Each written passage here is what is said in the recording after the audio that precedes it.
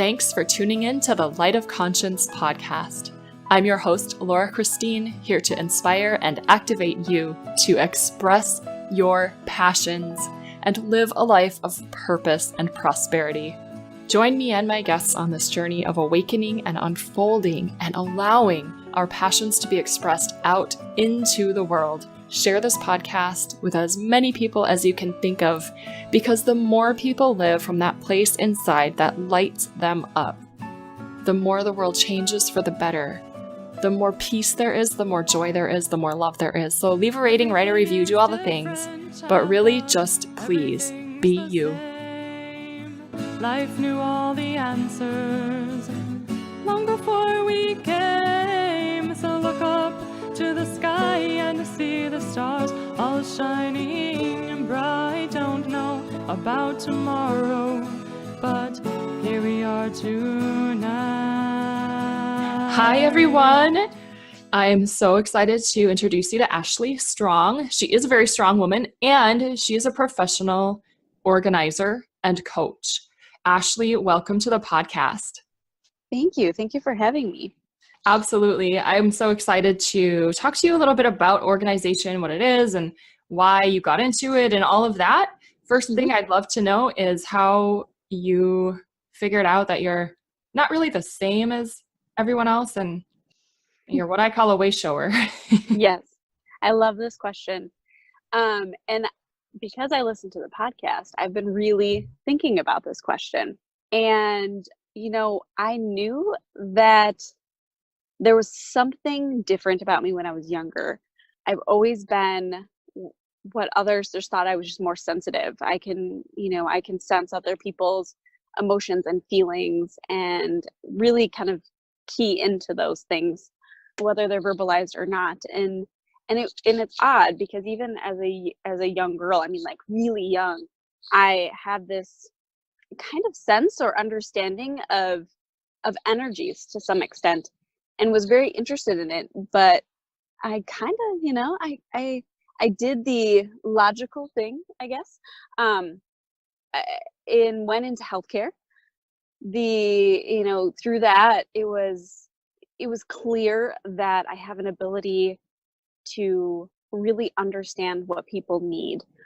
And it was very clear that I have a calming presence. And I've worked with people that have dementia. I've worked with people that are on their deathbed. I've worked with a wide variety of patients and people, and feel like I've really been able to make an impact in that space. And so my journey has kind of been trying to figure out what these gifts are that I have, right? That don't always seem tangible, and how to use them. Oh, girl, you are right on the same page as so many people. When we do have these gifts that aren't normal, they're very normal. They are. It's very normal to feel and be able to understand what other people are sensing, or, what other people are feeling and what other people are going through and what other people need. That's something that I think we don't realize is how normal we actually are. But because most other people and the way society runs is kind of like, everyone for him or herself, really. And so we feel weird. At least I felt like I was not normal. Is that Yes. Okay? Yeah, I did. I knew there was something, I don't want to say odd, because it's not odd, but just different about me. And it wasn't anything that I could, especially at that time, in my younger days, I think not only now have I been really able to put it into words to an extent, that there was something different, and it wasn't a bad different, right? It's not a different that makes it's a different that actually can make an impact and that makes me who I am. It's not something that's, weird or abnormal. It's a strong point, right? Absolutely. And have you always felt that, or has it been a process to get to that point where your difference is not bad or wrong? Yeah, definitely. And it's waxed and waned, right? It's kind of fluctuated throughout the years. I think that, my younger days, it was something I just didn't talk about because it just felt like no one else could relate to it. So I didn't ever talk about it as a kid. Really, I've only started talking about it in the last probably 5 years, where I've started saying like, oh wait, there's other people out there that have these gifts too. Like, that's kind of cool. Let's talk about that. Yes. So it was always this like in the back of my mind and saying, well, there's something here, but I didn't know what to do with it. Right. So I just kind of have ignored it for a while to the best of my ability, because, and it was actually talking to our mutual friend, Courtney, Allie, who really helped me kind of work through some of those things and saying like, yeah, that's normal. I mean, it's normal for people like us. And this is kind of how to work through them. Maybe even from things of, I work in a hospital. So walking through the hospital lobby, there are days where sensing all of those feelings and emotions and fears and all of that, walking through the hospital lobby and there's multiple people, it can be really draining. And it would be draining just walking from the parking lot to get to my office. And her just kind of walking me through even that process and kind of guarding my own energy was like, oh, wow. Okay. Yeah. Like, I can do that. I understand why this is happening now. Right. Mm-hmm. I might actually add to what you've been saying as an empath and somebody who also feels the emotions of our particular circumstance. Mm-hmm. I was listening to an Abraham Hicks like YouTube one day, and they had a man ask a question kind of about like, how can I be happy when all this other crap is going on in the world? Yes. And there's so much hurt, and there's so much violence and anger and greed and all the bad things. And this helped me a lot, and it's helped other people that I've mentioned it to, that when someone is going through something that we perceive as just horrible, like they're suffering because somebody's hurting them or whatever it may be. Number one, us feeling like my feeling like depressed and enraged and whatever it is does not help the situation at all.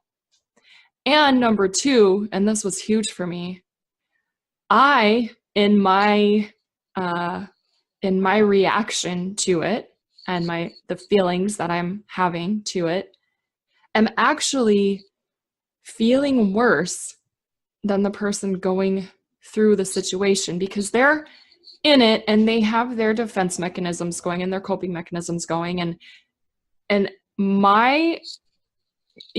humans are infinitely creative.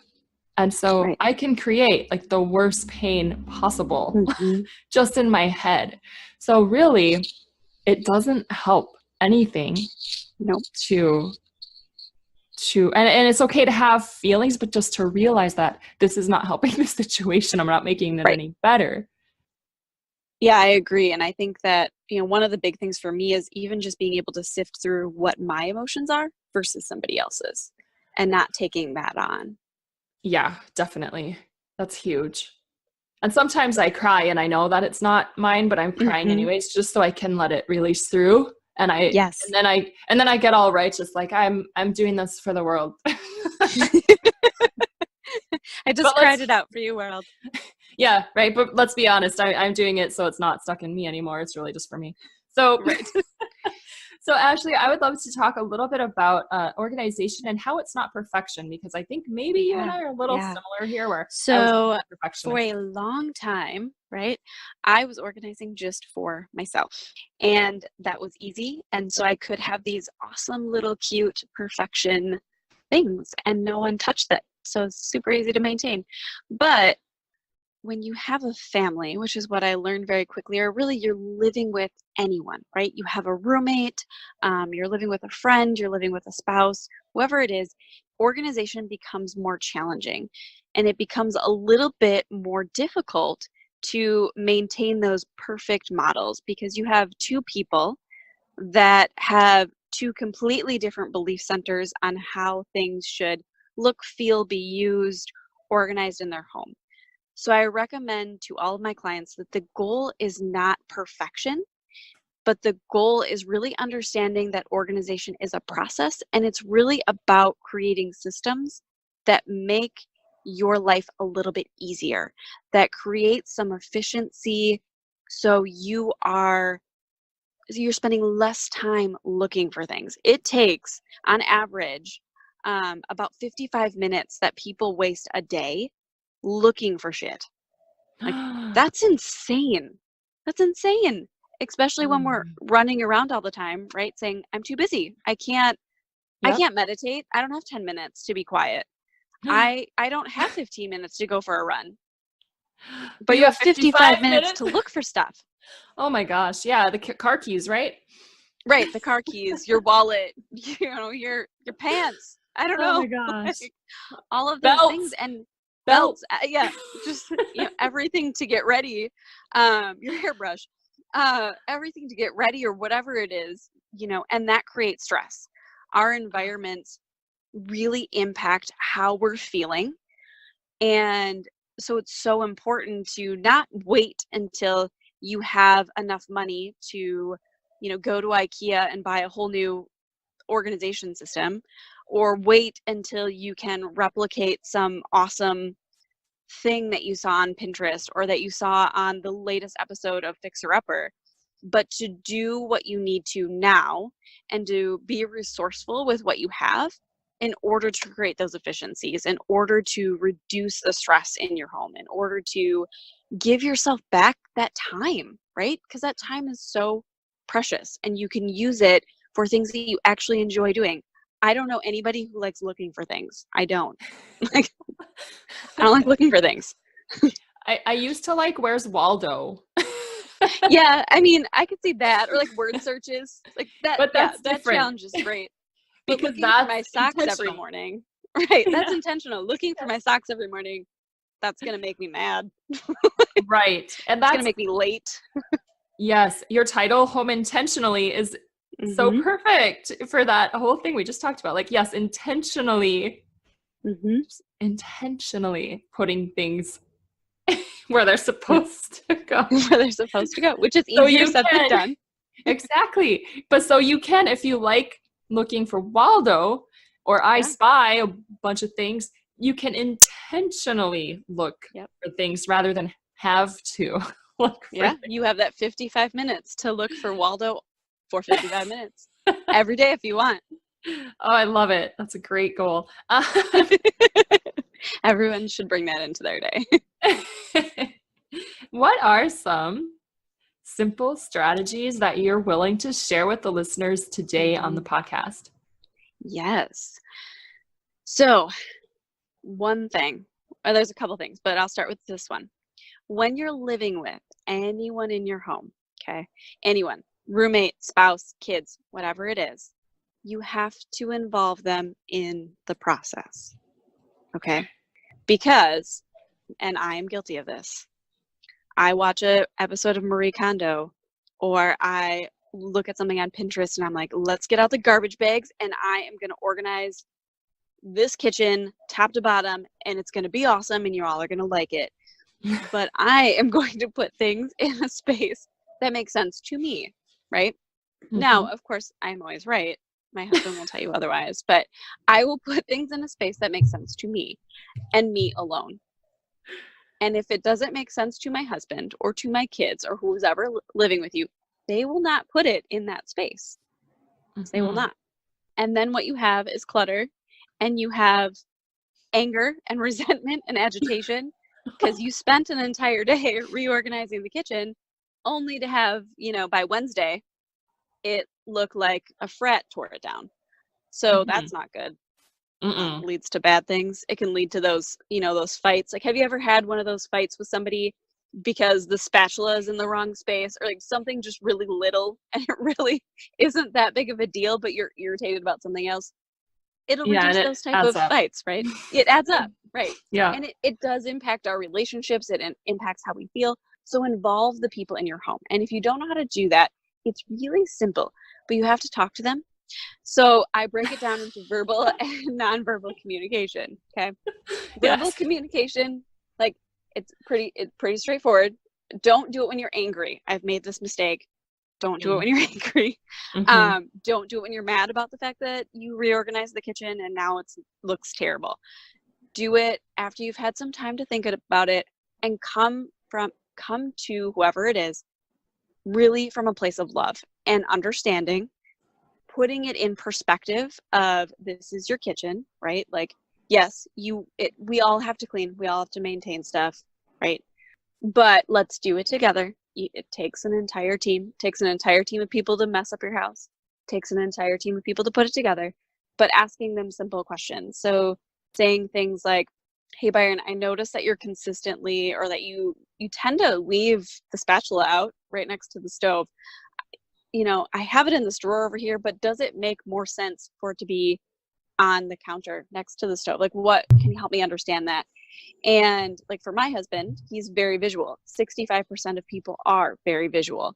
So having it, you know, in a container next to the stove, having all those utensils that he's going to use helps him to cook. It makes it easier for him. He's going to put it back, which makes me a little bit happier.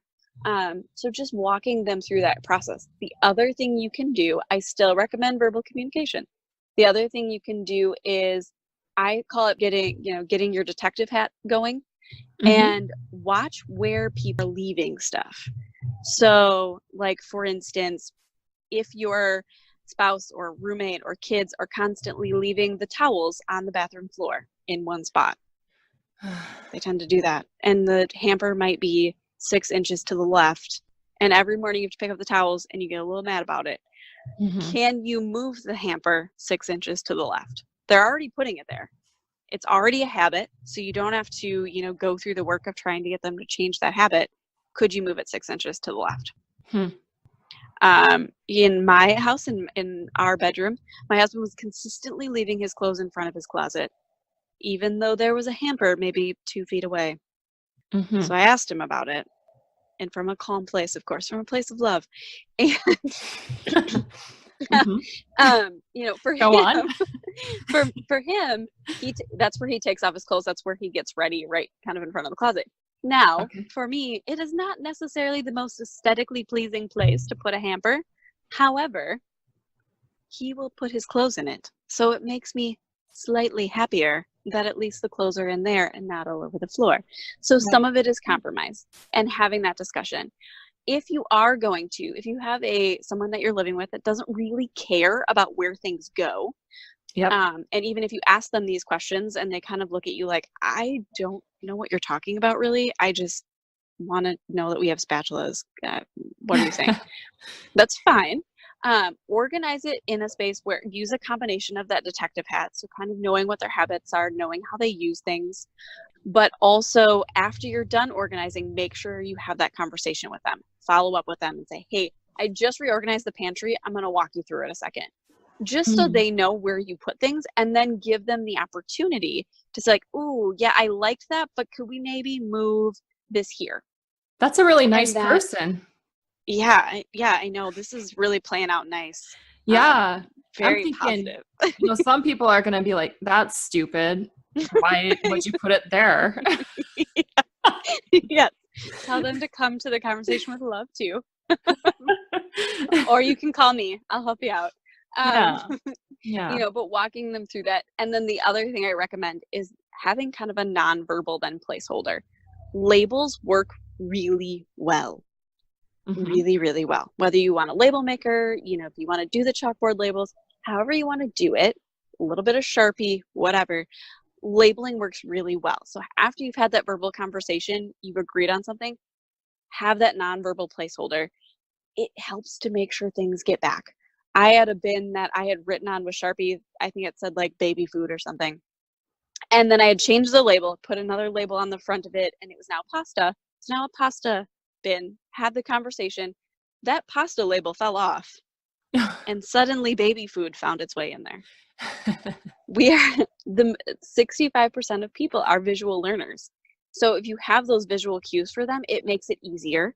It also reduces the amount of time that I have to, you know, nag you and say like, this is where the pasta goes. I mean, again, it's those little things that add up sometimes to big things. Wow. You know, so just that workaround. Yeah. Oh, I have a curiosity right now. I'm Hmm. wondering if you put a label on your fridge that says, look inside all of the containers, if they would stop asking you where the chicken is or whatever. Do you think that would Probably. I actually, because I was tired of that. Mm. I don't want to be a micromanager. Mhm. Like Mm-mm. I don't want to do that. I I don't really want to have like to tell you to look in all the containers in the fridge if you want something. no, Put it. no. And so I have containers that literally say like this is the cheese container. This is for meats. This is for we have one we have a leftover one, so it's quick and Uh-huh. easy for you to like we eat a lot of leftovers for lunch, so it's quick and easy to Uh-huh. grab that out of the fridge. But actually labeling and refrigerators, most of them are not created in any sort of organization. So No. then you get where like you open up the refrigerator door and things are falling out at you, and Mhm. then you're saying a lot of naughty words. You get that whole thing, but you don't have time to fix it, so you just keep throwing it back in there. And then food goes bad, and then you eventually have to clean it out. It's a whole thing, or you just waste food. But breaking it down into those containers can make it a little bit easier. And then hopefully, I would hope that if it says chicken or meat, that after you've had a verbal conversation and you have the nonverbal markers, then they're a little bit more receptive. Otherwise, you may have to have another conversation. Okay. Uh, thank you. I can see like a webinar on just the fridge. Yes, Ashley's honestly, refrigerator webinar. it's been a game changer in our house. I'm not gonna lie. I believe it. Oh, I believe it. That's excellent. So, any other tips that you want to share, or do you want to move on to the next I thing can I got? Sure, I can share a couple quick ones just Sure. for kind of maintaining your home. So once you get Mhm. things organized, maintaining your home can be a challenge, especially when you have multiple people living there. Everyone's busy, right? We carry around our busy badge and we're too busy to do stuff. But the basic home maintenance needs to be done. However, I don't believe in spending all day doing it. I don't. And I like cleaning because I'm a freak. I like doing it. But I don't agree with spending all day because our life is not supposed to be doing chores all day. Like our life really should be about living and enjoying the people in our homes versus picking up after them. So, a couple things that I recommend are cleaning for 20 minutes. We can do anything for 20 minutes. Set a timer and just get as much done as you can. Families will make it a game, like see if you can get more done than your spouse can. That's fun. um, That might or work here. yeah, for those competitive people like my spouse and I are, it's like I bet I can clean the kitchen and the living room before you get done with the bathroom. Like, that may not be healthy. I'm not sure, but 20 minutes, clean up what you can. Or Love it. sometimes people need some sort of strategy for cleaning because otherwise it just seems overwhelming. Mhm. So, what I recommend for people is to pick 1 to 3 things that make their home feel more organized, more just cleaner, right? So, not all cleaning tasks are equal. If you have a room, picture your living room, pretend that there's, a basket of laundry that needs to be folded on the couch. Maybe there's some toys and books on the floor. And you have 20 minutes. And in that 20 minutes, you choose to clean the fan blades and wipe down the baseboards. Or in that 20 minutes, you fold the laundry, put it away, pick up the toys. What's going to make your house feel a little bit cleaner? Mhm. Picking up the toys, doing the laundry. Yeah. So not all of those tasks are created equal. So what I recommend doing, not that you shouldn't clean your fan blades, or wipe down your baseboards occasionally, but what I recommend doing is picking those 1 to 3 things. In my house, my spouse and I sat down, we talked about it. We go by clean counters, clean sinks, clean floors. So every night we wipe down the counters, like after dinner, the dishes are out of the sink and the sink is wiped down, and the floors are clean, not necessarily mopped and vacuumed, but anything that makes its way to the floor during the day gets picked up. And those are the 3 things that we do consistently, no matter how busy we are, that just make our home feel just a tad bit cleaner. And it makes you feel a little bit more motivated during your day, a little bit more time to maybe meditate versus waking up angry because you've got dishes and stuff all over, right? Right. I love it. I think the competition thing could work for Yeah. me. I know it would work for me because I'm really competitive. I don't know. My husband's not as competitive as I am, but I could try it. It might scare him, but you could try it. He'd probably just say, okay, I'll sit here. I don't care or something. He doesn't care. Okay. All right, do as much as you want. But let me give him a little bit of kudos here. When he does clean, he does a very good job. There you go. He's very thorough. So yeah. Good. Mm-hmm.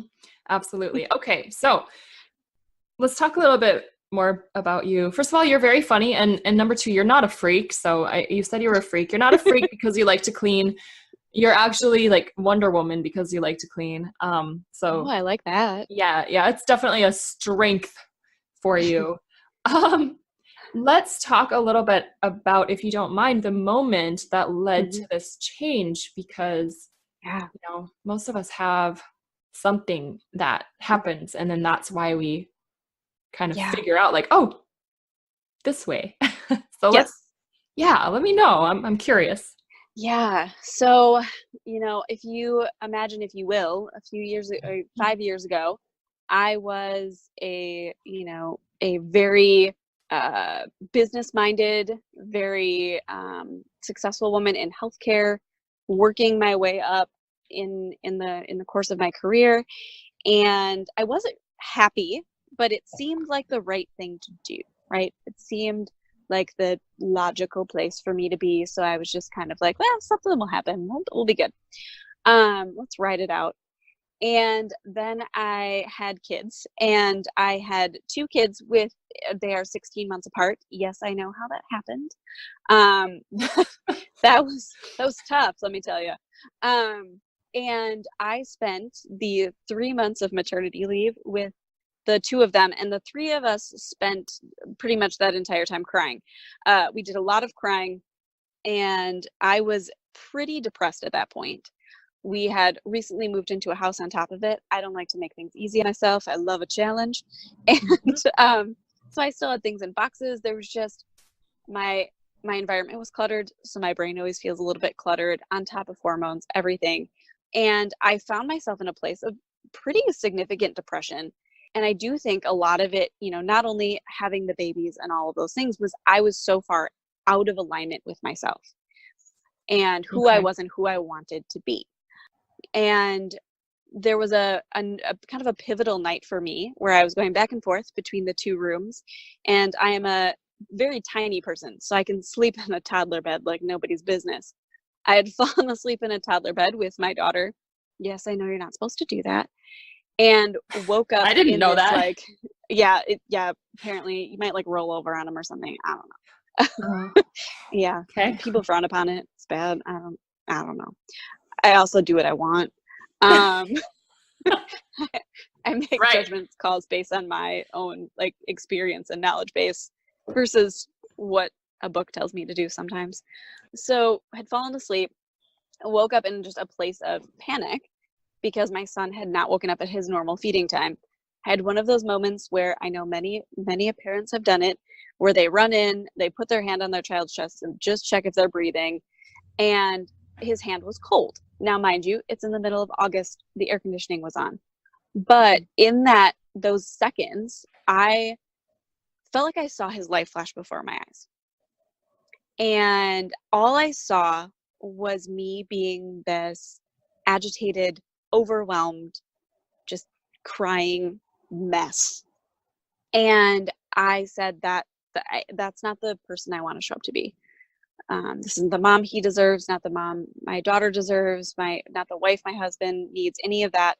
And I decided in that moment that I would take my depression as an opportunity for change, and not continue this place of like, oh, woe is me, and these things are happening and it's out of my control, and I'm stuck. And I just decided, you don't have to be stuck. Here's an opportunity. Let's fix some things that you don't like. And for me, being an organizer, I've been an organizer my whole life. It's where I'm comfortable. and I know how my environment impacts me, I started there.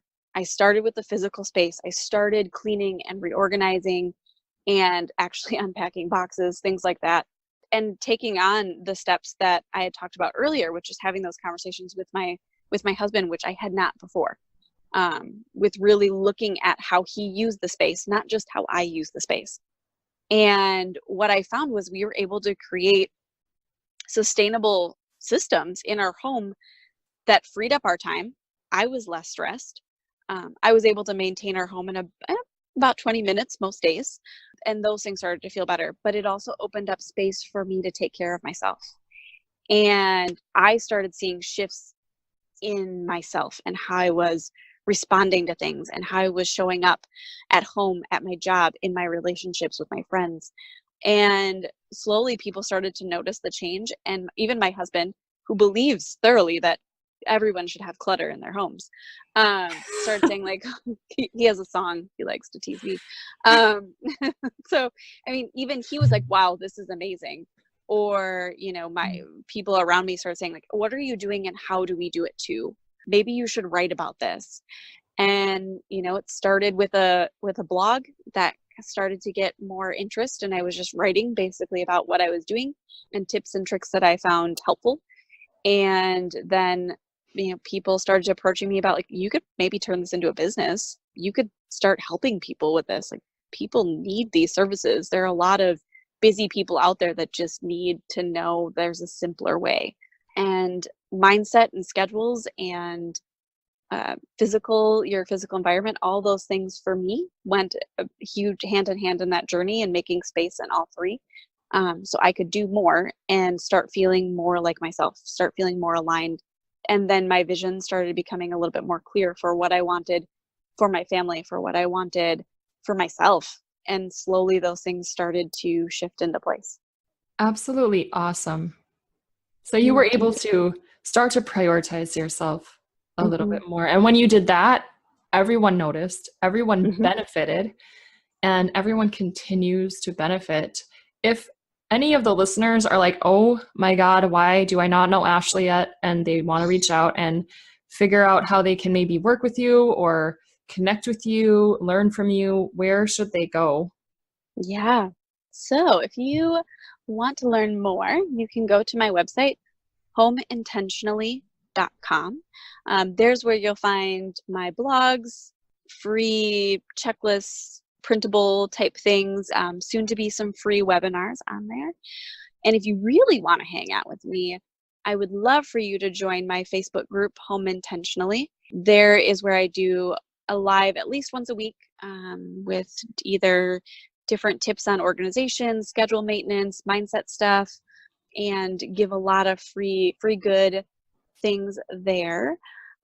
Being just surrounded by like-minded people that want to shift out of survival mode and want to start really living is where we all hang out and talk. Otherwise, you can follow me on Instagram as well. All of those places under Home Intentionally. I like to keep it as straightforward and simple as possible. And you have a couple of courses too, right? That people can actually purchase so that they can learn these things and get through them and do them? Yes. Yeah. So I have on your website. Sorry, that's on my website. Okay. And what are they for again? Yeah. So I have two courses, organization and kind of being more efficient with your schedule tend to go hand in hand. And typically people either need to feel like they have better handle on their schedule before they have time to organize, or they need to get control of their space. And then they kind of, that takes off and they want to see how much more efficient they can be, how much more time they can get back. So there's two courses there. There's 6 weeks, and they walk you through a lot of the journey and the things that I have learned today.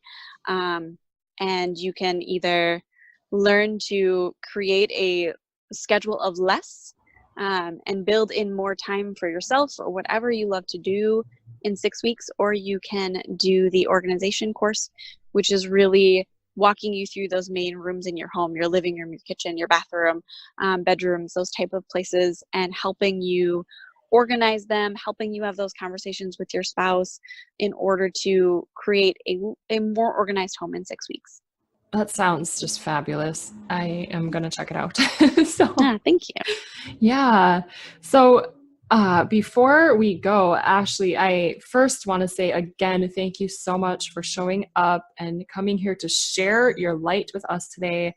I am really excited to start this new sort of section in my podcasts, which is a transmission of sound healing for all the listeners, whether it's, you're listening to it right after it drops or years in the future, it's still the same sound transmission and you still get the same benefit. So I asked Ashley in the beginning if there was anything that came to her mind for a short, a mini sample sound healing. And she said the word is, what, Ashley? What did you say? Patience. Yeah. Patience is so huge. So basically what I do in the sound healing is I intend, first of all, that, only the highest light and all that good stuff comes through, and that anybody who listens who is in a space where patience is important to them will be able to integrate the sound into their systems so that anything blocking them from having patience will be, dissipated or transmuted into a place of patience. And I also hold all of us, whether, again, you're listening to this, whether you're Ashley right now or whether you're listening to a replay 2 days from now or, 3 years down the road, doesn't matter, that I hold us all in a position where wanting to feel patience is a memory because we're already there. We're already in the place of patience, right? Yes. So we'll see how this goes. It's just going to be a minute or two. Use toning. So let these tones resonate with whatever part of the body they need to resonate with, and that's clearing the blocks to this place of patience. So if you're driving, go back and listen to this later. If you're somewhere where you can be in a quiet space and close your eyes, go ahead and do that now and allow this to bring in the peace and the healing.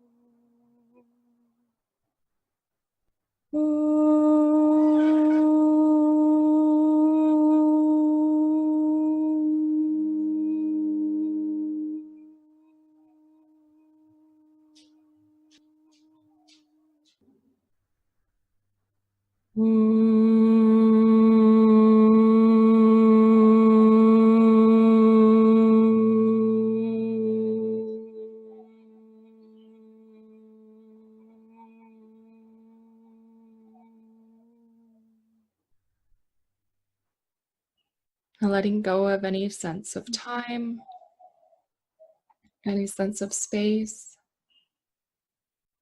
Rest in the gratitude of eternal and infinite, knowing that all is in its right time and right place, in the realm where time and place exists. And breathe that in.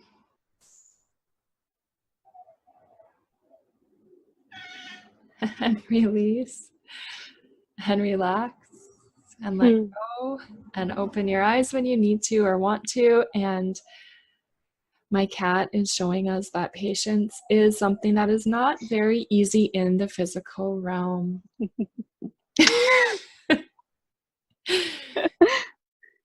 But it is so possible. And so just to take those few moments to really allow ourselves to unwind. I feel being impatient kind of twists our energy into like a little like a, when you're wringing out like a dish rag or something, or a towel. And so it's like just allowing it to let go and just so resting in that space, and use that sound transmission anytime you want, and to feel a little more patience. And if you'd like a more customized healing for yourself, you can reach me. Everything is in the show notes. So click on a link down there for your own self. If you want to get a hold of Ashley, please do reach out to her. Everything, again, all her links are in the show notes. You can also meet us in the Light of Conscience community on Facebook. And yeah, Ashley, any last words that you'd like to share?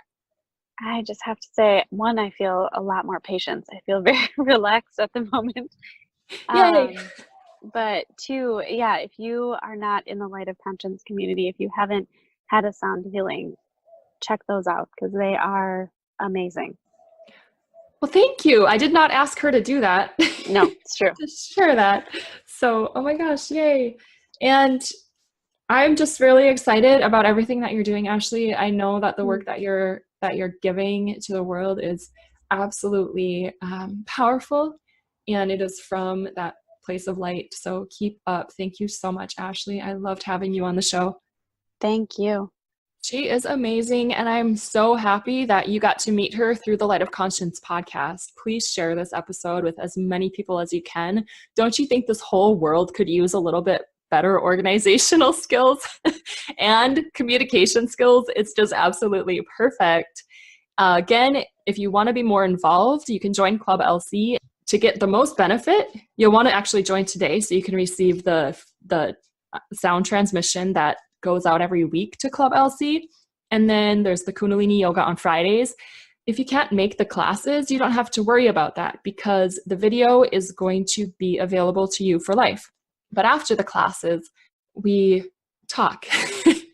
But we just did Kundalini Yoga, and our conversations are very elevated, and we can talk about what's going on in our lives, what is happening, what we need help with. And then we've got people there, myself included, that, they also see life through elevated eyes, right? So it's a really awesome place to be when you are looking at taking your life up to the next level.